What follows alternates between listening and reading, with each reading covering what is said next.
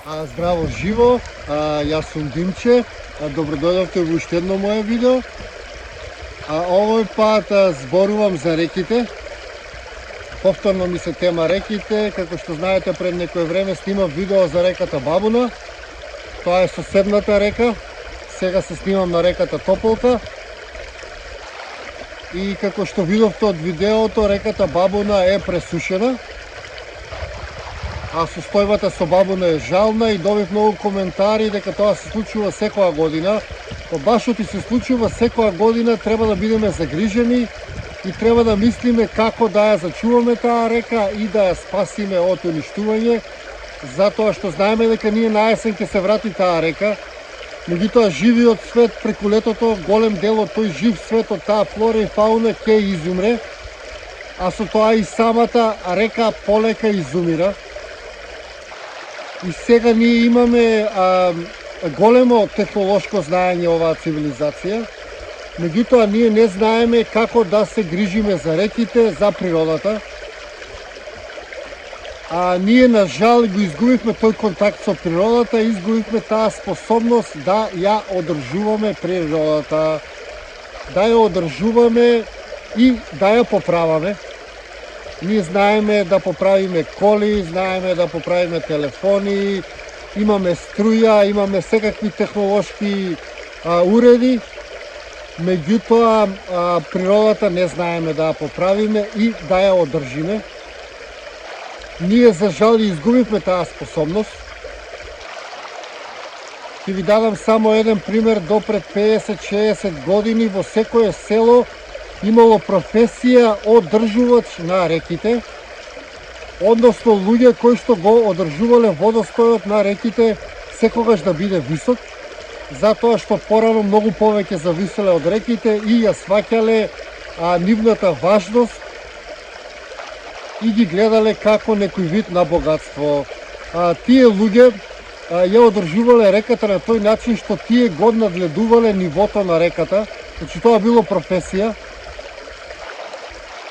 И тие кога ќе забележале дека водостојот на реката опаѓа, тие оделе на брегови кај што има глинеста земја и тие буткале количина на таа глина во реката. Тоа го правеле со помош на големи стапови изострени напред и тие буткале голема количина на глина во реката, а подоста таа глина ги затнувала процепите во речното корито и на тој начин го одржувале нивото на реката. Кога ќе се затнат процепите во речното корито, реката не се одлева во подземните води, туку останува на површината. Значи таа професија, тие така наречени матачи на водата, знаеле како да одржат реката и како да ја спасат. Значи, со одржување на нивото на реката, тие овозможувале да се наводнуваат земјоделските површини, овозможувале на голем број на риби и на растенија да продолжат да живеат и така натаму и така натаму. Значи, ние сме имале длабока конекција со природата и сме знаеле како да ја зачуваме.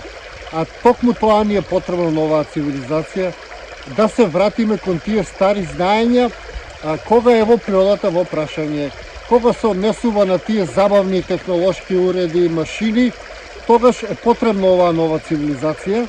Меѓутоа, кога е во прашање природата, ние мора да се вратиме на старите знаења, односно на знаењето на нашите предци и да го имплементираме тоа знаење во денешницата.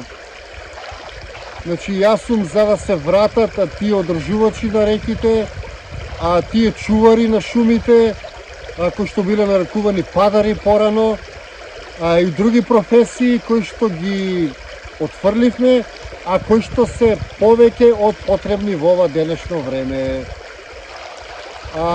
Токму за тоа го снимам моето видео, да ви објаснам дека не е во ред реките да пресушуваат секоја година и дека треба нешто да превземеме, затоа што, за жал, во Македонија има се помалку вода. Секоја земја има индекс со кој се мери колкави количина на вода има, и се взимаат во предвид реките, езерата, подземните базени и се прави некој одреден коефициент. А Македонија спаѓа во земји со низок коефициент на води. Например, Македонија има индекс 13 за води, Албанија, например, има 35. Ние спаѓаме во земји кои што немаме многу вода, иако се мисли дека имаме многу вода, меѓутоа тоа не е точно. Ние спаѓаме во земјите со низок коефициент на вода. И за да ја зачуваме таа вода што ја имаме, ние треба да ја зголемиме свеста за природата и за реките. И да учиме од нашите предци и секако да направиме подлабока конекција со природата и да пробаме една за секогаш да ја разбереме природата. Значи, природата е нешто кое што треба да се поврземе и да ја разбереме. А тоа можеме да го направиме само преку поминување на повеќе време во природата,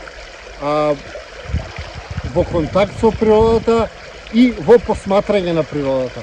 Значи, чисто посматрање, никаква експлоатација, никакво уништување на природата. Аз се надевам дека ви се разјасни нешто со ова видео околу темата вода и околу моето претходно видео. Толку имам да кажам во ова видео. Се ви благодарам што ме поддржувате и што го следите мојот канал Сонцогор на YouTube и на сите социјални мрежи. Се гледаме, луѓе, во некое мое наредно видео или низ нашата преубава Македонија.